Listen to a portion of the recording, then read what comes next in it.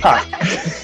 Hi, I'm Mike Redwine of the Louisa Project 2027, where we discuss education, entrepreneurship, and innovation. Today we have a very special guest. It's Miss Erin Jones, Mrs. Erin Jones, excuse me. She is a candidate in Washington for the Office of Superintendent of Public Instruction. She runs the schools. That's what she will be doing if she won. So I'm gonna let her tell you. All right, Erin, take it over. So, hello everybody. Thanks for showing up to listen. My name is Erin Jones, and I have been really working in and around schools about 25 years now. I started volunteering in schools my junior year of college, and never wanted to be a teacher. Actually, as a kid, I wanted to be a lawyer or an interpreter. I speak 4 languages, was raised in Europe, and came to the U.S. to go to college, really with the dream of going to law school and going back to the United Nations to do work there or to be an interpreter there. But realized my freshman year of college that kids who looked like me were not getting a good education in public school. I saw the disparity between where I was going to college in Bryn Mawr, which is outside of Philadelphia, very elite, old money community, versus the schools in Philadelphia, especially North Philadelphia, and realized pretty quickly as a young adult, I wanted to be part of the solution. And so I remember calling home at about 20 years old and saying, I'm not coming home. I'm not coming back. I'm Wow. staying here. I'm going to become an educator. And not only am I going to become an educator, but I'm going to make sure that zip code and race are no longer the greatest predictors of public school experience for kids. And I've been on this journey now for 25 years. Substitute teacher, basketball and soccer coach, classroom teacher for 8 years. I was an instructional coach as part of that. Ended up winning the most innovative foreign language teacher as a French immersion teacher in a very high poverty, highly diverse community on the east side of Tacoma, and then moved to Spokane, which is the eastern side of our state. Very different demographic, not very diverse. And won the Milken Educator of the Year award there, and that kind of propelled me to the state office. So I worked for for 2 different state superintendents. I worked as a director for one, and then as the assistant state superintendent for 3 years, serving on cabinet, on the executive team, running 3 different departments. And so I had that executive experience, and then was recruited out to a school district, and now I've had just over 4 years of experience as a school district administrator, and decided about a year and a half ago, one of my friends, people had been asking me to run for a long time, but a year and a half ago, she called and she said, I think you've been fighting this because you could only imagine the office the way the current state superintendent runs it. And you're just not an office person. You're not just going to stay in Olympia. That's not who you are. What if you were to reimagine the job? What if you were to imagine as a state superintendent getting out across the state and being visible? And that was the day I said, you know what? You're right. I don't need to do it the same way this guy does it. I can do me. And that's when I decided to run for office. That's amazing. That's amazing. That's great to hear. It's my mother worked for the Board of Education in New York City, and and a lot of the people around her, there wasn't a lot of passion when I was growing up. This is 70s and 80s, totally different time period. There wasn't a lot of passion around here. It's great to hear people who are passionate about education, about making the system better, and that's awesome. Yeah, that's awesome. I applaud you, ma'am. Not even work, sir. That's the truth. Yeah. Okay. Hey, we need passion. We need passion. Okay. So I'm gonna ask you a series of questions, and then I'm just gonna let you talk because you're the smart one here. So we're gonna start with, all right. What are your rock solid core values that you're not gonna give up for anybody when it comes to education? So I think the first and most important is kids first. I believe we allow the adult stuff to get in the way. And for me, it's always been about what is best for the children. Absolutely. I've been on the campaign trail now for over a year, and I've spoken to over 20,000 kids. And some people would say, why would you go speak to kids? They don't vote. Because if I'm not connected to kids, how am I going to make decisions for them, about them? And so I always want to put kids in front of myself. I want to be around kids. The greatest thing happened today. We were in a meeting at a coffee shop, and I had gotten up to go out to my car to get something, and these 3 young ladies walked in from a local college, and I had been in a class that I taught one of their classes. I just came in as a guest speaker, and they just, their eyes lit up, and That's awesome. like, oh my gosh, it's Erin Jones. And I could see them whispering about me. So I walked over. Whoops, I don't know how that happens. I'm sorry about that. No problem. So I walked over to them and said hello. And they said, oh my gosh, it's Erin Jones. And what you should know is I'm the first Black woman to run for office. So, you know, for a lot of kids, that's a really big deal. And these were two girls of color and a white girl. And they were so excited to see me. And that's awesome.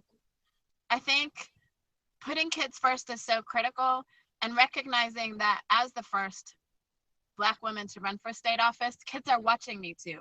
Absolutely. And, you know, if we want more people to go into teaching, we can't just focus on the adults. We have to talk with kids about becoming teachers and about the power of being a teacher. And so that's probably my most important core value. I would say my other core value is I am always teacher first. So every decision that I make, I think about through the lens of instruction.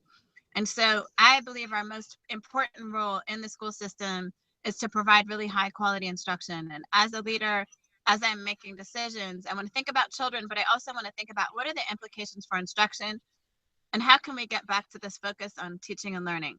Because really high quality teaching and learning is what turns it around for young people. And no matter how rich or poor they are, no matter where they come from, no matter what language they speak, if we have really strong instruction and pedagogy, that has huge impacts for students. And so I think really core to me is kids and teaching and learning, and really striving to do the best we have with the resources we have, to be really efficient, to be responsible. It's not always about more. It's about better and being effective with what we have. Oh, that's awesome. That's awesome. All right. So let's move on. Yeah, I'm sorry. You have anything else you want to say about that? I think I'm good. Okay, good. All right. I never want to cut anybody off. Well, sometimes you got to cut folks off. Like my buddy Brandon. I ain't gonna mention no names, but I just did. I'm just kidding. All right. So I saw your website, and your 4-part platform was amazing to me. Could you just tick them off real quickly, and we'll dig a little deeper as we go along. Sure. So in our state, we are one of the only states that requires by law that the state fully fund, but not just fully fund basic education, but amply fund. That is by state law. Our state is required to amply fund education, and the Supreme Court just held the state. Erin, you broke up right there. You said amply fund, and then you broke up. Oh, sorry. So we are required by law to amply fund basic education. The state legislature is. And this last year, the state legislature was held in contempt for not fully funding basic education. Awesome. It's called the McCleary case. And the McCleary case came down, I think, in 2011 or 2012. I actually testified in the case. And one of the things I said is we definitely need more resources. We need to be able to pay our teachers a living wage. We need to address the cost of living increases, but with a caveat, just throwing more money at the system is not the answer. We need to be really intentional about how are we resourcing school districts and thinking about equity.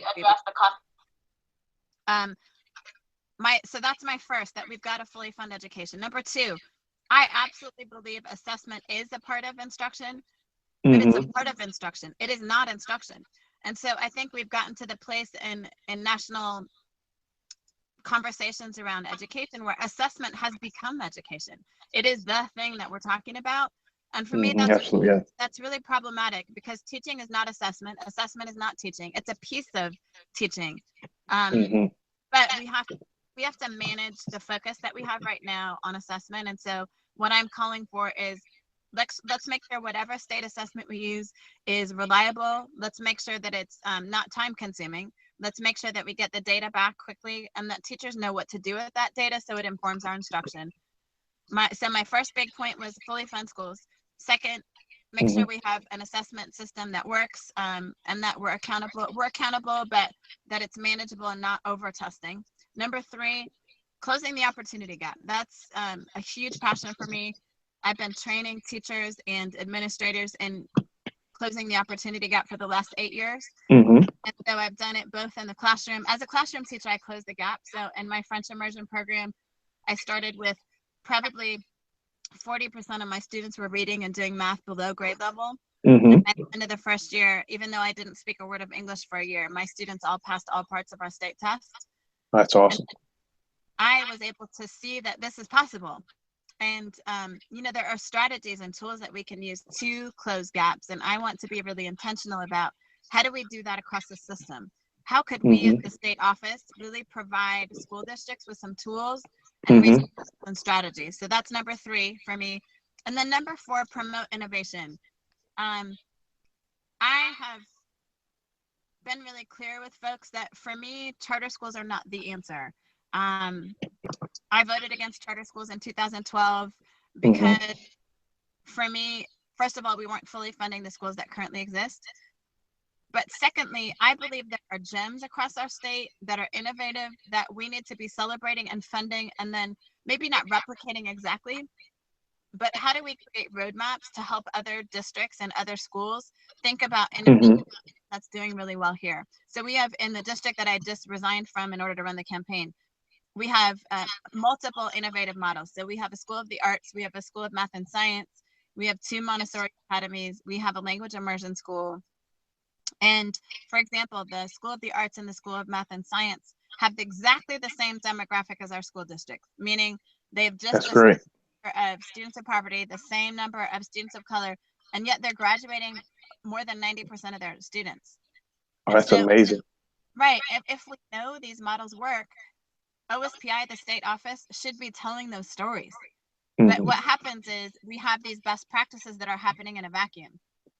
And one of my fourth priority is really, how can I be the treasure hunter to get around the state and tell the stories of these models that are closing gaps, tell the stories of models that are engaging those alternative kids that aren't successful in the comprehensive school.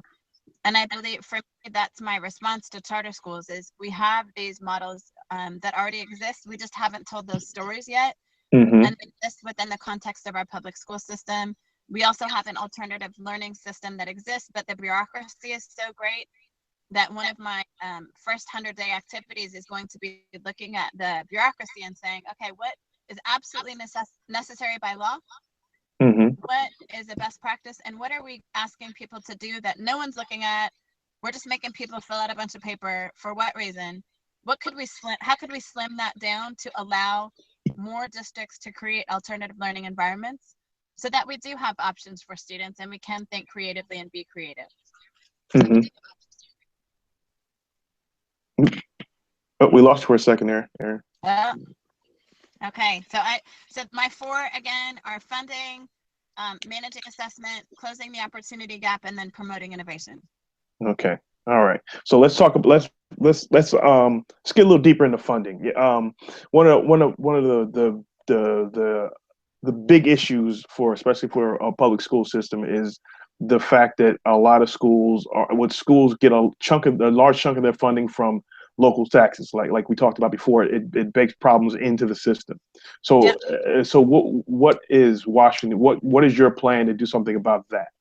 Well, I think we need to really have some honest conversations about, across the nation, we're funding schools based on property taxes often, and what that means is the poor places where there's low property tax, where the property values are low, will always have less resources. And that to me is, we have to have an honest conversation as a nation around this, because it's not just Washington State. I had a conversation with a legislator yesterday about this, and how could we begin to distribute those property taxes equitably across districts. The challenge with that is that wealthier districts want to say, well, you're taking money away from my school. Take money away from my kids, Exactly. Yeah. But my challenge also is those are the same people who, if you have a PTA fundraiser, can raise $40,000 at one time, right? So they are always going to be able to find ways to produce revenue. Our poorer schools are never going, they have a fundraiser and get lucky if they raise $200, right? And so I think we need to talk about not equal but equitable, and we need to have some honest conversations. If we say we really want to close the opportunity gap, then there are resources that some districts need in addition to what they're getting right now. Mm-hmm. And if we're not willing to have those honest conversations, then we can't really say that we're honest about wanting to close the opportunity gap. Because often the opportunity gap exists because there are not enough resources to meet the needs of the students in particular communities. Mm-hmm. Okay, so we're gonna try to wrangle redirect some funding Correct. towards people who need it most, which just makes sense, which is logical. All right, Right. that's to my mind, that's a great route to go. But Mm-hmm. I'm a lousy progressive. All right, so all right, let's talk about managing. I'm sorry, do you have anything else to say about the funding? No, go ahead. No magic tricks? No magic tricks. I don't have any up my sleeve. Damn it, that's right. All right. I was gonna try to bottle them. All right. All right. Managing assessment, kids getting beat up with tests, being taught to the test, Right. all that good stuff. Talk to me about assessment. So, I definitely, there are some people that just don't want any assessment anymore. And I think that's really dangerous because Yeah, that's a bridge too I far, I think think. there's a place for it. And I think we do need to hold ourselves accountable. We do need to know where our strengths, where our areas of need. Ooh, you break. I'm sorry, Erin, you're breaking up. I'm so sorry. Okay. No, that's okay. That's okay. Can you hear me now? Yeah, I hear you now. Yeah. Okay. So I think we need to have honest conversations about the role of assessment. So I have already been galvanizing a team of assessment experts. And by the way, none of them are associated with a particular test company. So these are all That's a good start. Yeah. They are all very committed to assessment, to the kind of the academic understanding of assessment, the pedagogy of assessment. And I have galvanized this group of people even at this place in the game because I want to be able to start in this office really with a plan that's based on research, that's based on best practice. Anyway, so that's the beginning. Second thing, and actually more important. Did you lose me again? Yeah, you said based on research, and then you kind of broke up. Okay, I want to make sure that we have an assessment system that's based on research and best practice. I think that's really critical. But I think even more important, it's how do I, as the state leader, talk about what good classroom practice looks like. And what that means is teaching and learning. We have to get back to teaching and learning. And as the state leader, that has to be my focus. And I have to really provide guidance around what's the balance with assessment. What role does assessment play in teaching and learning? But teaching and learning has to be first. And that's why being an educator, a career educator, I think is really important in this conversation because I can always put out in front of people why teaching and learning is so important. What does student engagement look like? What does quality, effective student engagement of ELL students or students of color look like? I, as a leader, have to use the bully pulpit to talk about what is important for the state to get us away from the narrative around it's all about teaching to a test. Absolutely. Let me ask you this. Student teacher engagement. I mean, off the top of your head, I'm sure you're always ready for this, but what are the keys to student teacher engagement? Obviously, every student is different and every teacher is different, but are there some standard keys that will help teachers do better at this, be better at this? I actually just taught class yesterday, so I am even in the middle of the campaign. I'm still teaching teachers, which is kind of fun, actually. Breaking up again, Erin. Back yet? I'm sorry. You said you said I actually just talked about this yesterday in a class, and then you broke up. I just taught a class yesterday in Seattle to a whole staff of teachers, and I love still teaching teachers in the middle of the campaign because it keeps me really fresh and it keeps me connected to the work. And the conversation I had with them is around student engagement. And one of the keys to student engagement is building team at the very beginning of the year, not starting with content, but really focusing on how do we build community? Because once we build community, if you can invest some pretty significant time on the front end in building community, helping students learn to trust each other, helping students learn to trust you as the adult, you recognizing what are the strengths of particular students, what assets do they bring to the table, what are their challenges, how could I partner students with one another so that they become great partners together. I absolutely believe that if we could really focus on that as the beginning, as the foundation, then the learning comes. If kids know by the end of the second week, you know what, I can fail and my class is going to carry me. Like I can fall down and my team, my class is going to pick me up. If they know that, then they'll be willing to take academic challenges. If they don't know that, and they don't know that the person next to them is going to build them up when they're having a bad day, or the person next to them who's really strong at writing is going to be able to help them. If they know those things, they will be more willing to take chances and really make an investment in their academic learning. And that's where I really believe we need to start having different conversations about the role of building relationships. And we even talked about this yesterday. A conversation we also don't have is adult to adult relationships. Young people are watching us. And often they see teachers either not talking to each other or spatting with each other. We also, because we don't talk to one another in the building, we haven't created space for teachers to get to know one another, or teachers to get to know the class, the secretary and the janitor and all the other really critical staff. We actually don't know where the assets are in our building. And we don't know, for example, when I was teaching French immersion, I also speak Spanish. And because people knew I speak Spanish, if we had a parent that came in and needed to be able to say something to the principal but didn't speak English, because people knew my story, they knew, oh, we could run down and get Mrs. Jones to come up and translate for this family. But if we don't share our stories with one another, we may miss opportunities to support one another. Absolutely, yes. We have to leverage our strengths, but we often don't talk about that adult to adult, and then need to really know our stories as well. Okay. Man, you full of great answers. I like this interview. All right. All right. So let's talk about this. I mean, we just talked a little bit about this managing the assessment piece. Well, one of the things that always pops up to me is, I recognize that you need, in order to measure achievement, to measure where you are. How did we get here? I guess maybe I don't know if you have the answer to that, but how did we get here that testing is everything? So I think the pendulum always swings. Agreed. Now, so we go from no testing at all to, oh my gosh, everything is testing. And I think we got to get back to the middle somewhere. And, I think with No Child Left Behind, the intentions were good, because, people knew that there were certain schools that were just doing nothing with kids and just letting kids fall through the cracks. So it was just a giant daycare center. Yeah, basically. Yeah. Right. So the intentions, I think, were good, but I think we just went too far with them.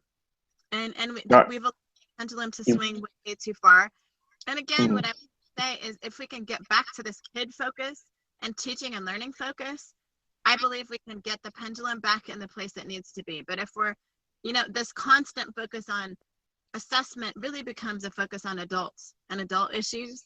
We need to get back to teaching and learning, get back to student focus, and what is best. How do we create the absolute best experience for students and opportunities for students?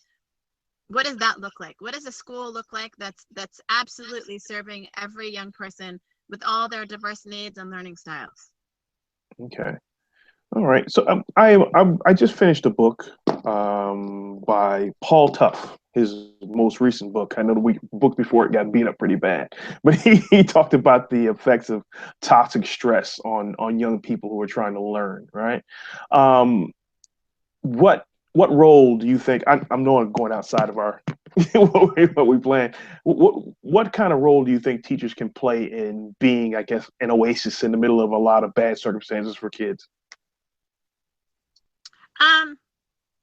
I think it's absolutely necessary that we provide our teachers with some training around the impacts of trauma, because I think teachers just don't know. And so they have these kids who show up in a lot of trauma and really have the best intentions and want to support them, but just don't even know how to. And I think it's easy as a teacher, if you don't know how to recognize trauma, if you don't know how to support kids in trauma, it's easy to see that kid who's in trauma as a problem child. I'm sorry, Erin. You broke up again. Just before you said how to recognize trauma. Well, so if our teachers don't know how to recognize trauma or support students who are in trauma, then sometimes it can become, that kid is a problem, Mm-hmm. and let's push that kid out. So what I would like to see us do as a state, as a system, Mm-hmm. is give our teachers the tools to recognize trauma, and then give them some tools of how do I support kids in trauma. I also Mm-hmm. think this is a funding piece around equity. There are Absolutely. certain areas in our state that need additional resources, like psychologists, like actual psychologists, actual certified counselors, because a teacher can't do it all. And I think we're asking teachers to be too much for students. And I want to make sure that we provide our schools that where we know there's a lot of trauma in the community, that we provide them with additional resources. I think that's our responsibility. Otherwise, Mm-hmm. we're putting far too much of a burden on staff to do work that they're not certified to do, they don't have the expertise to do, and we're setting people up for failure. Mm-hmm. Okay. All right. That book, I found the book really interesting. Obviously, I'm not a teacher. I've worked in schools before on other stuff, working in sports. But I find it hurts me to realize how much stuff kids go through, and to realize that going to school, even going to school, can't be a respite from what's raging outside. There should they everyone deserves somewhere to hide. You know what I mean? So Right. somewhere where they don't have to be on guard 24 hours a day. They don't have to worry about all the ills in their neighborhood. But again, like you said, we're taking care of the whole child, the whole Right. human being. There are other resources that aren't in place for various reasons, right? So conversation for another day. And All I right. would love, I want to add Mm-hmm. something to that though. Mm-hmm. So I just got off the phone this afternoon with Howard Behar, who's the founder president of Starbucks, and he has Uh-huh. a vision for these wraparound schools. So Mm-hmm. how do we have a school that provides kids with health care and dental care and after school tutoring, and it's open, from 5 o'clock in the morning until 9 o'clock at night or 8 o'clock at night? How could we create Wow, these community schools? And I love that idea, because I think that is amazing. we already know where those neighborhoods are that need that kind of support. Mm-hmm. And so instead of expecting a school building alone, like just teachers and principals and secretaries to do that work, how Mm-hmm. can we partner with the community, like Boys and Girls Club, or there's all these different agencies that exist in a community. How could we Mm-hmm. co-locate them at the school and make it really convenient for families to use that school building as a center for more Mm-hmm. than the 8 to 3, where we really are able to serve the whole child in a way that makes sense. Mm-hmm. So to use my analogy, because I like me, you want to broaden the oasis, right? Get more services. So like the oasis plus Starbucks, so to speak. Yeah. So kids, so the kids have much more options. I had a conversation with the Noah Changa, one of the first interviews I did. We talked about her experience in law school in Michigan, I think it was, and they have a program there where they have childcare, they have dorms for parents, for single parents. I mean, it was just they did everything they could. They had services were open until 9, 10 o'clock at night. They did everything they could to. It's something that I think should be replicated everywhere. But I'm sorry. Go ahead. No, but I love that idea. Yeah. How we know we know the needs of our students. Mm-hmm. Yeah, it's no mystery what our kids need. And so Absolutely. how do we get really creative about that? Mm-hmm. It's funny because my husband and I, when we first got married, we lived in a really poor community in South Bend, Indiana. And when people think of South Bend, they think of Notre Dame and Mm-hmm. rich school, but right outside of Notre Dame is a really poor community, Mm-hmm. predominantly Black. Yeah. And we lived in this community where a lot of the kids were on the street. A lot of the kids were involved in drugs and gangs. And it was an incredible journey for us because neither one of us had grown up in that kind of a community. But one of the things that became apparent right away is, man, these kids need more than just school. Like they need safe spaces to go at night. Mm-hmm. One of our students, his mom was a prostitute, and we would find him on our porch in the morning sometimes because his mom had a John over and she'd literally kick him out of the house. And so he'd come sleep on our porch. And, you know, one of our dreams as a young Wow. couple, could we open a facility that, like a big gym? Both of us are athletes. So we thought, could we open a big gym that also has dorms attached, that kids after school could come and play ball, but there'd also be a tutoring facility. And then we'd have dorms that kids could live in and eat in and kind of create this community. That And would be awesome. you know, for us, it's not something that we want to do now. We've raised 3 kids and we're kind of in a different space, but it still, for me, is a realistic idea. And I think for some communities could really benefit some of our young people who absolutely need that additional support and community. Absolutely. That's great. Because I often think that we have, there's so many I mean, people as resources. There's so many resources in this country that we've wasted. Yep. You know, we're wasting. You know, if we could tap into the brilliance of these children, of these young people, and make it and really absorb them and absorb these young people into our country and really allow them to flourish, everybody does better. And I think we really failed miserably, especially over the last few decades. We have failed miserably. Well, I don't think we see our children as an asset. That's true. That's very true. That's very true. I think for most kids, we see them as kind of a pain in the behind. Yeah. Instead, you know, one of the quotes at the bottom of my Gmail account is, our number one job as adults is to reflect the gifts and talents of the children who come into our lives. And that's what I believe. I believe young people are absolutely gifted and talented, every last one of them. And their gifts and talents look different. They're unique, right? They have as many gifts and talents as they are unique individuals. But I think we haven't recognized them as gifted and talented unless they show up in a particular way. So we see gifts and talents as scoring high in a test, or, you know what I mean? Like we have this very narrow idea of what it means to be gifted and talented. And I think if we could reframe that, and just like I talked about the state being treasure hunters for best practices, could we be treasure hunters as adults for children? Could we strive, if we have a class of 30 kids, to find the treasure in each one of those 30 students, and really help that student connect to that treasure, and then develop that until it becomes something beautiful that can benefit the rest themselves and the rest of their community. Absolutely.